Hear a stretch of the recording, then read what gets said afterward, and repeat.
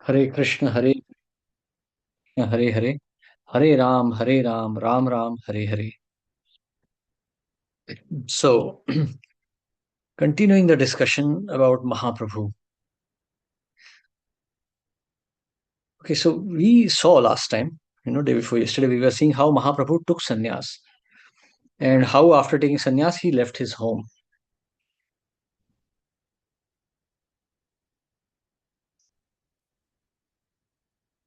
So Mahaprabhu, okay, just wait, huh? There's one more group joining us.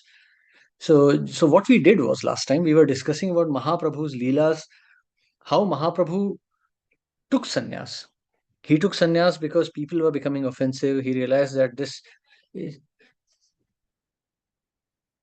Beginning of this kind of introduction to Lord Chaitanya.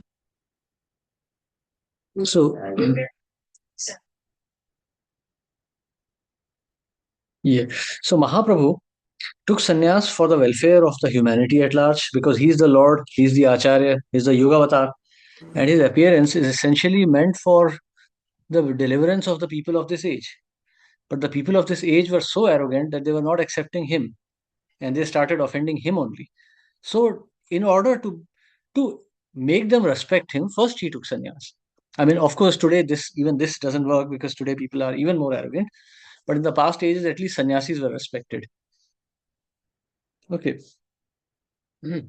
So we continue now. So Mahaprabhu took sannyas in a place called Katwa. So if you go to Mayapur now, so there are two ways of reaching Mayapur. One is from one road from Calcutta. One way is by road. The other one is by train. So Mayapur is on the western banks of Ganges, and the train goes on the eastern banks. So at that time, so if you go today, the train continues onwards from Mayapur, Navadvip Dham to Katwa. So Mahaprabhu left his home in Mayapur. He swam across the river at midnight, and then he went over to Katwa. He walked over to Katwa, and there he took sannyas from Keshav Bharati. And after taking that sannyas, he traveled onwards. Nityananda Prabhu tricked him to come to the house of Advaita Acharya in Shantipur, where he met his mother. And his mother requested him eventually to stay in Jagannath Puri and not go to Vrindavan because Mahaprabhu wanted to go and stay in Vrindavan. But she requested him to stay in Puri, saying that Jagannath Puri is the same as Vrindavan, Nilachal Kshetra, because Lord Krishna is present as Jagannath. So Mahaprabhu stayed there. So if you go to Jagannath Puri also, you will find many Gaudiya temples, and Mahaprabhu is worshipped there also as an incarnation. Okay, now we continue further. The Lord visited many important places on the way to Puri. He visited the temple of Gopinathji, who had stolen. Okay, we had done this one. Hmm. At Puri, he entered the temple of Jagannath. He became at once saturated with transcendental ecstasy and fell down on the floor of the temple unconscious. The custodians of the temple could not understand the transcendental feats of the Lord. But there was a great learned Pandit named Sarvabhauma Bhattacharya who was present, and he could understand that the Lord's losing consciousness upon entering the Jagannath temple was not an ordinary thing. Sarvabhauma Bhattacharya, who was the chief appointed Pandit in the court of King of Odisha, Maharaj Prataparudra, was attracted by the youthful luster of Lord Sri Chaitanya Mahaprabhu and could understand that such a transcendental trance was only rarely exhibited and only then by the topmost devotees who are already on the transcendental plane in complete forgetfulness of material existence. Only a liberated soul could show such a transcendental feat, and the Bhattacharya, who was vastly learned, could understand this in the light of transcendental literature with which he was familiar. He therefore asked the custodians of the temple not to disturb the unknown sannyasi. He asked them to take the Lord to his home so he could be further observed in his unconscious state. The Lord was at once carried to the home of Sarvabhauma Bhattacharya, who at that time had sufficient power of authority due to his being the Sabha Pandit, or the state dean of faculty in Sanskrit literatures. The learned Pandit wanted to scrutinizingly test the transcendental feats of Lord Chaitanya because often unscrupulous devotees imitate physical feats in order to flaunt transcendental achievements just to attract innocent people and take advantage of them. A learned scholar like the Bhattacharya can detect such impostors, and when he finds them out, he at once rejects them. So, this is very interesting pastime because some of you would be traveling now, maybe going to India or visiting temples in India. So, this is something that you really need to be very particular about because Srila Prabhupada warned us against this. So, especially like I was in Jagannath Puri 24 years ago, and it's a bewildering experience. The priests of Jagannath Puri are not your ordinary ISKCON temple kind of priests. They're very wild. They will, they may even curse you, abuse you, or beat you up also. So when Mahaprabhu also fainted in front of the deities, the priests were wanting to beat him up. But Sarvabhaum Bhattacharya intervened and took Mahaprabhu to his house. There, in the house, Sarvabhaum Bhattacharya observed the activities of Chaitanya Mahaprabhu. So if you travel to Vrindavan, Mayapur, Navdeep, or Jagannath Puri, or many of the holy places of India, you will find a lot of people, a class of you can call semi devotees called Sahajiyas, or those who exhibit cheap emotions. These Sahajiyas, they are not on transcendental platform, but they pretend to be. They will cry for the deities, they will fall down on the ground, they will beat the ground, and then afterwards drink tea and coffee.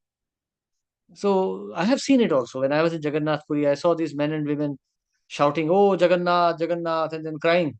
And later on, they were all laughing and just dancing. And then the DT was there, but they were just walking here and there. So these are Sahajiyas.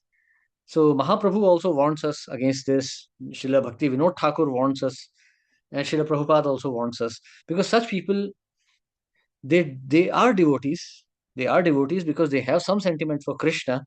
But because of the false ego and a desire to be praised, they exhibit these sentiments. And because of this exhibition of sentiments, these genuine spiritual sentiments are extinguished. They are finished. So this is a warning The to us voice is also. breaking. So this is a warning to us also that if we have transcendental sentiments, we should not exhibit those. Because by such cheap exhibition of emotional sentiments, one loses one's taste for Krishna. Because Krishna keeps this very confidential. Like we saw in the case of the Brahmana, when he was cooking for Krishna, for the Lord, Mahaprabhu disturbed his offering, but later on showed him his Krishna form and also forbade him from telling anyone. So this is the principle. In bhakti, whatever transcendental sentiments you have should be hidden away. They should never be revealed. This is very confidential subject matter. So Bhattacharya wanted to test whether Mahaprabhu was genuinely in ecstasy or was he also one of the Sahajiyas. Even though all the symptoms externally were exactly like of pure devotion, because Mahaprabhu's body was also so lustrous. Hmm. In case of Lord Chaitanya Mahaprabhu, the Bhattacharya tested all the symptoms in the light of the Shastras. He tested as a scientist, not as a foolish sentimentalist. He observed the movements of the stomach, the beating of the heart, and the breathing of the nostrils. He also felt the pulse of the heart. He also observed the pulse of the Lord and saw that all bodily activities were in complete suspension. When he put a small cotton swab before the nostrils, he found that there was a slight breathing as the fine fibers of the cotton moved slightly. Thus, he came to know that the Lord's unconscious trance was genuine and he began to treat him in prescribed fashion. But Lord Chaitanya Mahaprabhu could only be treated in a special way. He would only respond to the resounding of the holy names of the Lord by his devotees.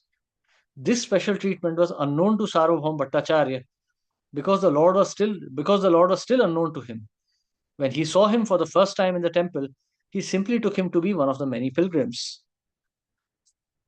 In the meantime, the companions of the Lord who reached the temple a little after him heard of the Lord's transcendental feats and of his being carried away by the Bhattacharya. The pilgrims at the temple were still gossiping about the incident, but by chance, one of these pilgrims had met Gopinath Acharya, who was known to Gadadhar Pandit, and from him it was learned that Lord was lying in an unconscious state at the residence of Sarvabhauma Bhattacharya, who happened to be the brother-in-law of Gopinath Acharya. At the time of the party, all the members of the party were introduced by Gadadhar Pandit to Gopinath Acharya, who took them all to the house of Bhattacharya, where the Lord was lying unconscious in a spiritual trance. All the members then chanted loudly the holy name of the Lord Hari as usual, and the Lord regained his consciousness. After this, Bhattacharya received all the members of the party, including Lord Nityananda Prabhu, and asked him to become his guests of honor. The party, including the Lord, went for a bath in the sea, and the Bhattacharya arranged for their residence and the meals at the house of Kashi Mishra. Gopinath Acharya, his brother in law, also assisted. There were some friendly talks about the Lord's divinity between the two brothers in law, and in this argument, Gopinath Acharya, who knew the Lord before, now tried to establish the Lord as the personality of Godhead, and the Bhattacharya tried to establish him as one of the great devotees. Both of them argued from the angle of the vision of the authentic Shastras and not on the strength of the sentimental vox populi. The incarnations of the Lord are determined by authentic Shastras and not by popular votes of foolish fanatics. Lord Chaitanya was an incarnation of God, in fact, but foolish fanatics have proclaimed so many incarnations of God in this age without referring to authentic scriptures. But Sarvabhaum Bhattacharya or Gopinath Acharya did not indulge in such foolish sentimentalism. On the contrary, both of them tried to establish or reject his divinity on the strength of the authentic Shastras.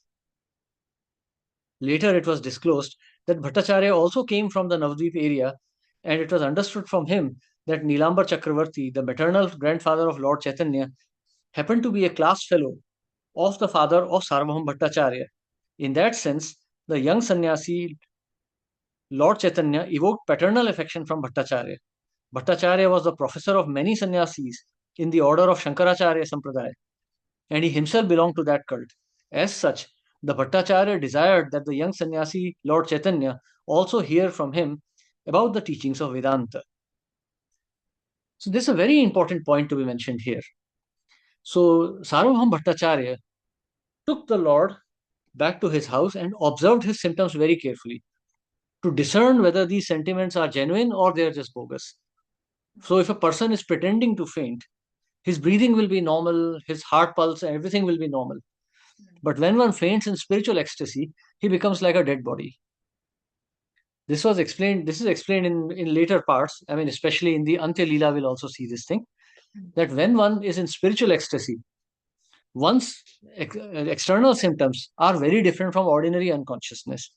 You know, we see sometimes people faint on the streets or in shops or in public transport, but that is very different from what happens in transcendental ecstasy. Likewise, the tears of transcendental ecstasy are also different from ordinary tears. This kind of fainting in spiritual ecstasy takes place when one feels intense separation from the Lord, or crying, when one is very, very intensely in the feelings of the Lord. Yugayitam nimishena chakshusha prabrashayitam shunyayitam jagat sarvam govinda virahena me. So we can see that one suffers.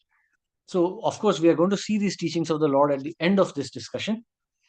So, Yugaitam Nimishena, one feels like 1 second is like 20 years or more. Chakshusha Pravrashaitam.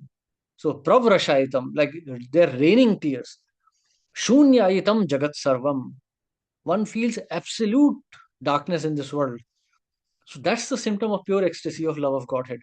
So, when one actually says that I am advancing in bhakti, or when one thinks, or when one wants to test his advancement in bhakti, one should see how much pain he's feeling in the heart. Advancement of bhakti doesn't mean that I'm feeling happy. Okay, now I'm speaking Bhagavatam. Wow, people are respecting me. I am so ecstatic. No, actually, even in kirtan or in chanting or recitation, when we feel this intense pain of separation, shunyayitam jagat sarvam, when we feel this material world is so useless, that there is nothing else in this world except for Krishna, and that my own existence means nothing, that is a symptom of advancement in bhakti. So Sarvabhaum Bhattacharya wanted to test that. Now, Gopinath Acharya was brother-in-law. Actually, Gopinath Acharya's sister was married to Sarvabhaum Bhattacharya. So you can see this is the way of cultured men, of educated men. So Gopinath Acharya knew who Lord Chaitanya was. Actually, Sarvabhaum Bhattacharya also knew, but he was put in this position. So you can see Sarvabhaum Bhattacharya is an eternal associate of Krishna. But he was put in this position to act like a professor of Shankaracharya, a professor of the philosophy of Mayavad, a proud grammarian, a proud teacher of Sanskrit, not as a devotee, because this was Lord's specific plan. And this plan was this one specifically, that Gopinath Acharya was a pure devotee of Lord and Sarvam Bhattacharya was a dry logician. But they both debated on the basis of scriptures, not on their own sentiments. Sarvam Bhattacharya was happy to be defeated. We will see that later also. He was not egoistic. Everything was on the strength of scriptures. In the previous ages, when Mayavadis would fight with Vaishnavas, the discussions would always be on the basis of Siddhant. Madhvacharya and Ramanujacharya are two specific acharyas who have who have actually established Vaishnavism as a Siddhant. So they have defeated the Shankara school of thought, they have defeated Mayavad in arguments and established Dvaita or Vishishta Dvaita. So these two acharyas, especially Ramanujacharya, came in the line of Yadav Prakash, Mayavadi. But later on, he rejected that education and he took it from Yamunacharya Alabaddu. He established this particular line, the cult of devotion was established by him. So, but it was all on the strength of Shastras, not sentiments. Not that Ramanujacharya or Madhvacharya took out some agitation and converted people. No, they established the principles on the basis of scriptures. And in the Gaudiya Sampradaya also, we are expected to be in the same mood because we are descendants of these acharyas. So our bhakti should be on the basis of scriptures. So sometimes we hear that devotees say, "Oh, I don't like reading, I just like to chant." That chanting will not be effective because eventually you may fall prey to Maya. Mayavad is a very attractive philosophy. Anyone can convince you if you are in Maya already. So we, as sadhakas, should take to the scriptures very, very sincerely if we want to understand Krishna. Siddhanta baliya chitte na kare alas, iha haite Krishna sudra manas. So when you are discussing philosophy, don't be lazy, Mahaprabhu says. Don't be lazy in discussing the matters of scriptures, considering them to be controversial. Because by such discussions, the mind becomes strongly attached to Krishna. Hmm. Hmm. So those who are the followers of the Shankara cult are generally known as Vedantists. Are generally known as Vedantists. This does not, however, mean that Vedanta is a monopoly of the study of Shankara Sampradaya. Vedanta is studied by all the bona fide Sampradayas, but they have their own interpretations. But those in the Shankar Sampradaya are generally known to be ignorant of the knowledge of the Vedantist Vaishnavas. For this reason, the Bhakti Vedanta title was first offered to the author by the Vaishnavas. The Lord agreed to take lessons from Bhattacharya on the Vedanta, and they sat together in the temple of Lord Jagannath. The Bhattacharya went on speaking continually for 7 days, and the Lord heard him with all attention and did not interrupt. The Lord's silence raised some doubts in the Bhattacharya's heart, and he asked the Lord how it was that he did not ask anything or comment on his explanations of the Vedanta. The Lord posed himself before the Bhattacharya as a foolish student and pretended that he heard the Vedanta from him because the Bhattacharya felt that this was the duty of a sannyasi. But the Lord did not agree with his lectures. By this, the Lord indicated that the so-called Vedantists among the Shankara Sampradaya or any other Sampradaya who do not follow the instructions of Srila Vyasadeva are mechanical students of the Vedanta. They are not fully aware of the knowledge of that great knowledge. The explanation of the Vedanta Sutra is given by the author himself in the text of Srimad Bhagavatam.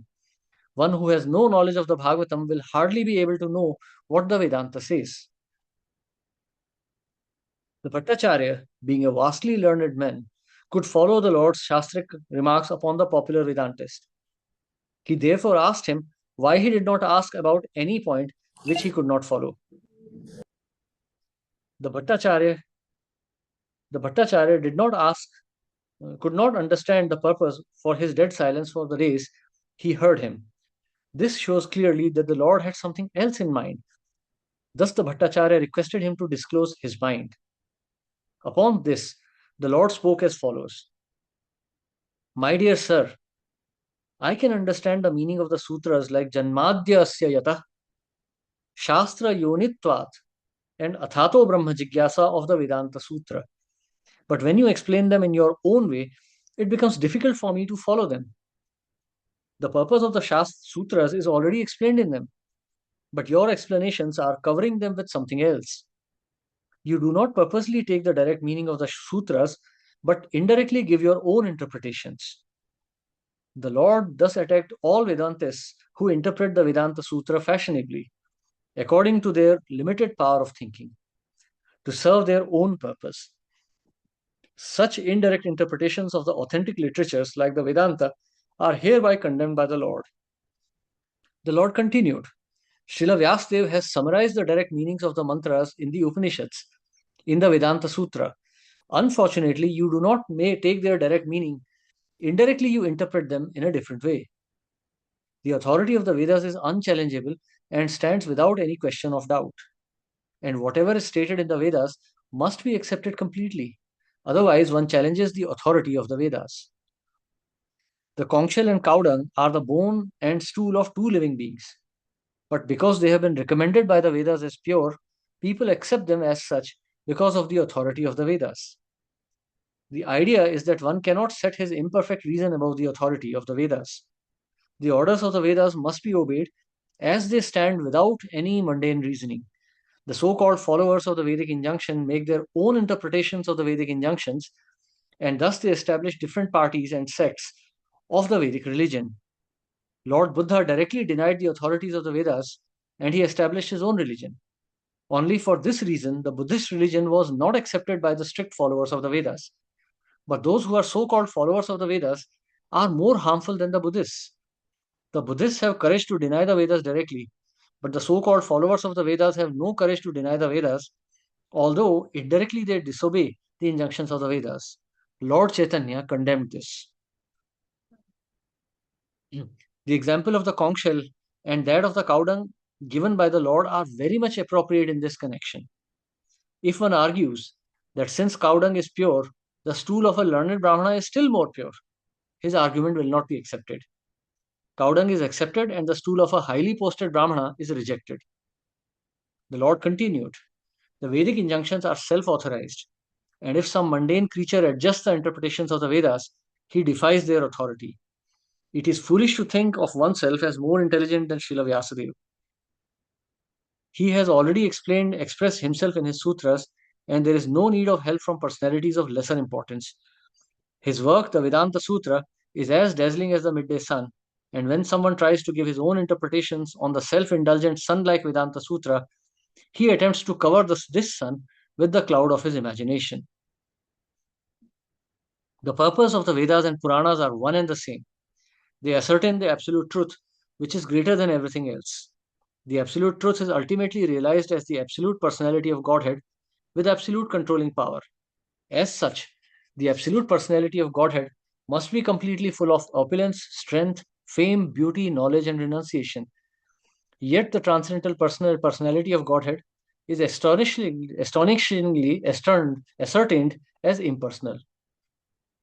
The impersonal description of the absolute truth in the Vedas is given to nullify the mundane conception of the absolute whole. Personal features of the Lord are completely different from all kinds of mundane features. The living entities are individual persons and they are all parts and parcels of the supreme whole. If the parts and parcels are individual persons, the source of their emanation must not be impersonal. He is the supreme person among all the relative persons. The Vedas inform us that from him, Brahman, everything emanates, and on him everything rests. After annihilation, everything merges in him only.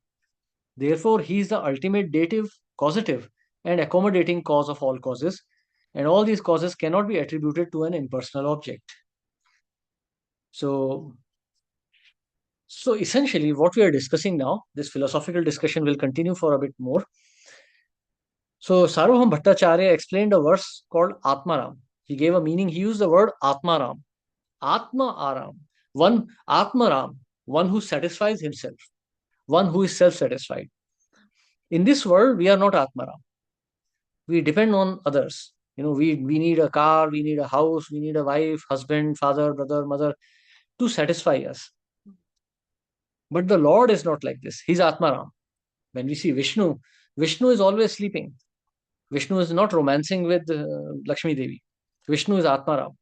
Lakshmi Devi is serving him. He is accepting the service. But he is self-satisfied. Krishna says in the Bhagavad Gita, Aham sarvasya prabhava matta sarvam pravartate. That everything emanates from him and I am the source of everything. So, hmm, hmm,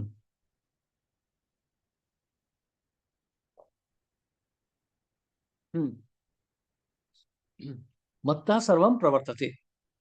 So I am the source of all. So it has to be understood that only a personality can have consciousness. Impersonal cannot have a will. It's just power. What will can a power have? But when the power emanates from a powerful, then we can talk of personality. Then we can talk of features. So it is so the personality of a living entity is a feature. If we think that the absolute is impersonal, then it means that the inferior living entity has more powers than the supreme. Because we have a personality, we have a will. But the supreme has no will because he is just an energy source. So in this way, Mahaprabhu explained 64 meanings of the word Atmaram. These are the these are the descriptions we are discussing now. There's a whole chapter dedicated to this in Chaitanya Charitamrita. 64 meanings of the word Atmaram. So in this way, Mahaprabhu spoke with Sarvabhaum Bhattacharya and explained to him that the Supreme Lord is never impersonal but a personality. As just as we are persons, the Supreme from whom we come also has a personality, and his personality is different from ours. We are infinitesimal. We are small. He is infinite. We have limits. He has no limits. Our happiness is also finite. His happiness is unlimited. He is Ananda Vigraha. Hmm. Hare Krishna. But as we can see here, everything on the basis of scriptures, nothing whimsical, nothing out of one's own sentiments. No, I like to worship this, I like to do. No, no, no. Everything on the basis of what the scriptures are telling us, Guru Sadhu Shastra. This is the convention that Sri Chaitanya Mahaprabhu established and respected. Hare Krishna. Yes, any questions or comments here?